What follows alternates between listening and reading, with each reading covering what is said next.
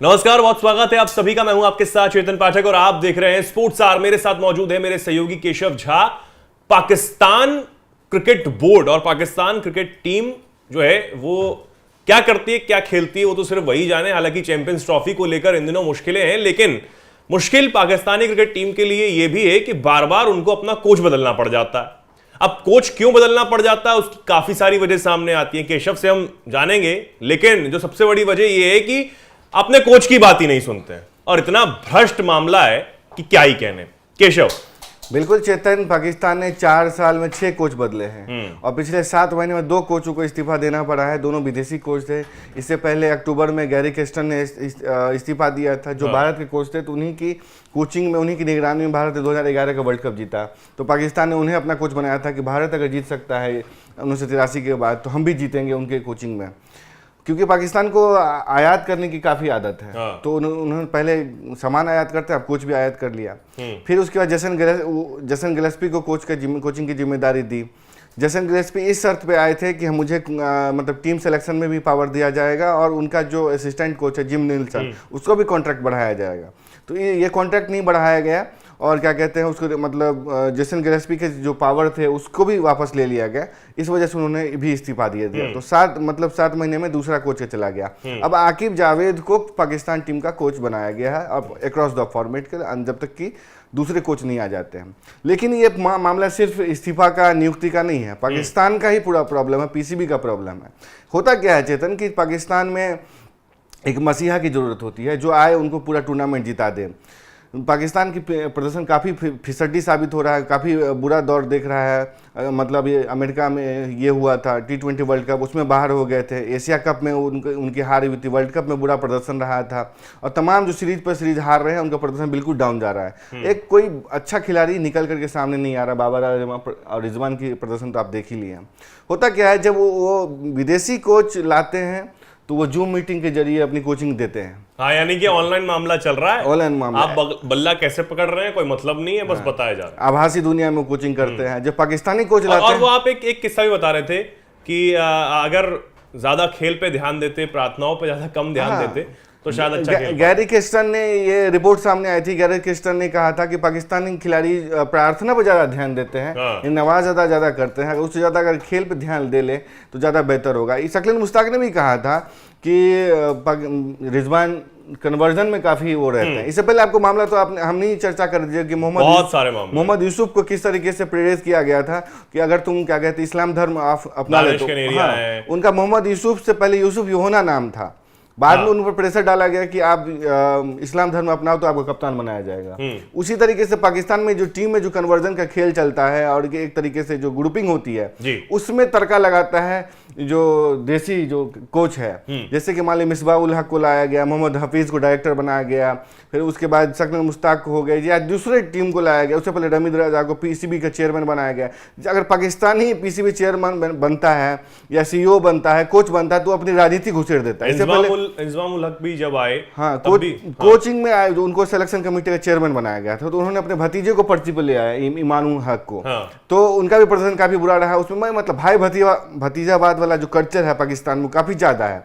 तो इसलिए पाकिस्तान परेशान रहता है। तो उसमें एक मांग उठती है। अब ये भी कह सकते हैं कि असल में जो वहां की सरकार है पाकिस्तान की, जो राजनीति है, वो तो कर नहीं पाती क्योंकि उसमें सीधा दखल होता है सेना का। तो यही राजनीति कर लेते हैं थोड़ी बहुत। तो आप क्रिकेट के खेल में ही राजनीति करते हैं। सरकार का जो पूरा रिफ्लेक्शन है ना, हूबहू मॉडल जो है वो पीसीबी में झलकता है। अब देखिए ना, इंटीरियर मिनिस्टर है मोहसिन नकवी को पीसीबी का चेयरमैन बना दिया है कि हंटर से चला उठा करके। तो मोहसिन नकवी ने अब आकिब जावेद को दे दिया है। आकिब जावेद को बनाया है और क्या कहते हैं अभी T20 का कप्तान, वो कोच बनाया है। उनकी हार पहले ही T20 में हो गई थी। बिल्कुल। इससे पहले 7 ओवर मतलब ऑस्ट्रेलिया के खिलाफ भी उसकी T20 सीरीज में हार हुई थी। तो कुल मिलाकर के जो देसी कोच बनाओ तो राजनीति करने लगता है, विदेशी कोच बनाओ तो ऑनलाइन जूम से कोचिंग देता है। पाकिस्तान को समझ में नहीं आता है। और वहाँ भी एक भारत की तरह एक मॉडल लाने की कोशिश होती है। जैसे उनकी पाकिस्तान हमेशा तुलना करते हैं ना चेतन, तुलना ये करते कि यार भारत में भी पहले विदेशी कोच हुआ करता था, ग्रेग चैपल हुआ करते थे, गैरी केस्टन हुआ करते थे। उन्होंने विदेशी फिजियो, विदेशी कोचिंग स्टाफ, बॉलिंग कोच और हेड कोच लाया। बाद में उनसे कोचिंग सीखी और फिर उसके बाद जो है एक कोचिंग स्टाफ, बेंच स्ट्रेंथ तैयार किया और अब पूरी तरीके से हम देसी कोच पे शिफ्ट हो गए, जैसे गौतम गंभीर, राहुल द्रविड़, अनिल कुंबले हो गए या दूसरे रवि शास्त्री हो गए, तो पाकिस्तानियों को भी ऐसी इच्छा कि यार हम विदेशी कोच नहीं रखेंगे, अब देशी को देंगे, देशी को लाते हैं तो राजनीति शुरू कर देते हैं। इसलिए पाकिस्तान एक तरीके मझधार में कंफ्यूज है कि करे तो करे क्या। चैंपियंस ट्रॉफी को लेकर क्या खबर आ रही है, चैंपियंस ट्रॉफी को लेकर क्या कुछ हो सकता है, और ये जो कोच बदले गए हैं क्या वो उसी चीज को ध्यान में रखते हुए बदले गए? कोच बिल्कुल, मतलब जेसन गिलेस्पी का जाना एक तरीके से झटका है, क्योंकि जेसन गिलेस्पी कोई आम खिलाड़ी तो नहीं था, ऑस्ट्रेलिया के दिग्गज गेंदबाज थे और उनके नेतृत्व में टीम की वो हो रही थी। तो एन मौके पर कोच का जाना काफ़ी मुझे लगता है झटका साबित हो सकता है। लेकिन पाकिस्तान का कोई प्रदर्शन से ऐसी उम्मीद भी नहीं थी कि उसको क्या कहते हैं कुछ ज़्यादा झटका लगे। हालांकि पाकिस्तान डिफेंडिंग चैंपियन है, उसकी मेजबानी में होनी है चैंपियंस ट्रॉफी, तो लोगों को काफ़ी उम्मीदें हैं, पाकिस्तान फैंस उम्मीद करेंगे उनका प्रदर्शन बेहतर रहे। लेकिन जिस तरीके का वहाँ पर खेल चल रहा है, टीम में उतार चढ़ाव हो, चाहे कप्तान की फारिग करने की बात हो, नए कप्तान की नियुक्ति हो या किसी भी कोच की नियुक्ति हो। अब देखिए ना कि इस आकिब जावेद को बनाया गया, उससे पहले गैरी केस्टन थे white ball coach, red ball coach थे जेसन गिलेस्पी, उससे पहले थे ग्रांट ब्रैडम, उससे पहले थे अब्दुल रहमान, शकील मुश्ताक, मिसबाह उल हक। ये सब समझिए कि 16 से लेकर 24 के बीच में 10 कोच बदल दिया इन्होंने। तो हम इसलिए कह रहे हैं कि पाकिस्तान के काफ़ी कंफ्यूजन वाली स्थिति है पूरी टीम में। टीम का मतलब कोच प्रदर्शन दे नहीं पा रहे, ले नहीं पा रहे हैं, टीम का खिलाड़ी प्रदर्शन करने भी नहीं पा रहे हैं। कोच बदलते हैं, प्रदर्शन में फिसड्डी साबित हो रहे हैं। बिल्कुल बिल्कुल फिसड्डी साबित हो रहे हैं, और यही पाकिस्तान की हालत है, चाहे वो राजनीति में ले लें, असर सरकार में ले लें, या फिर यहाँ पर क्रिकेट बोर्ड में ले लें, टीम में ले लें क्रिकेट की, यही हालत पाकिस्तान की अब हुई है। और दूसरी बात ये है कि जिस तरीके से ये कोच बदल रहे हैं, या तो ये किसी पर विश्वास नहीं करते, और विश्वास करते हैं तो उसमें राजनीति शुरू हो जाती है।